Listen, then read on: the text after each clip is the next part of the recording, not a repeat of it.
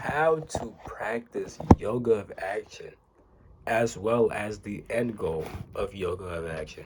So, yoga of action actually includes all the other yogas, and I'm just gonna show that real quick. So, when you first start your practice of yoga of action, you would first do it by using yoga of wisdom. Now, what's yoga of wisdom? It's when you listen, reflect, and meditate on a spiritual teaching.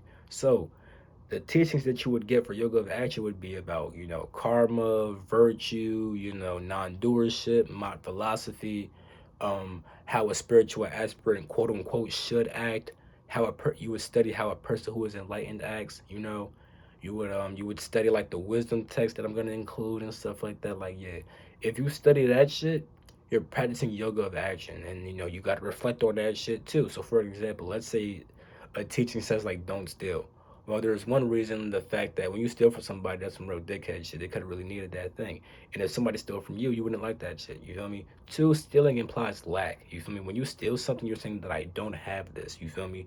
You also say that I don't have the legal means to get it. So this is a whole bunch of lack there. And it's like, usually you got to keep on, usually when you steal, you keep on doing it and doing it because you're never ever fulfilled and you keep on lacking. And what you're lacking is not an object. It's just the fulfillment of the source. And if you listen and reflect and meditate on some of these teachings, you'll realize that. Now, yeah, so that's how yoga of wisdom is also inside yoga of action. You feel me? Now, yoga of action also includes yoga of devotion. You feel me? Which is the next yoga that we're going to talk about, because rituals are a part of yoga of devotion. When you do a ritual, you're doing a righteous action. That's yoga of action right there. Also, when you act virtuous and stuff like that, you feel me?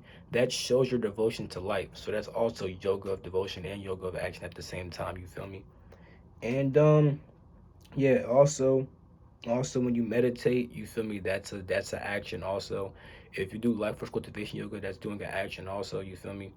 Um, and yeah, the goal of yoga of action is to get to the point where it's like your actions are so unified with the source that you're just constantly performing those actions that are in tune with the source and or your purpose.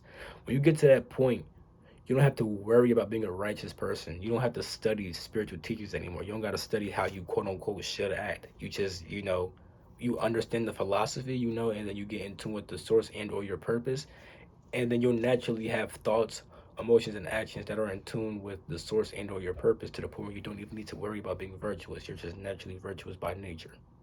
That's the goal of yoga of action, and that's it for this video. Peace.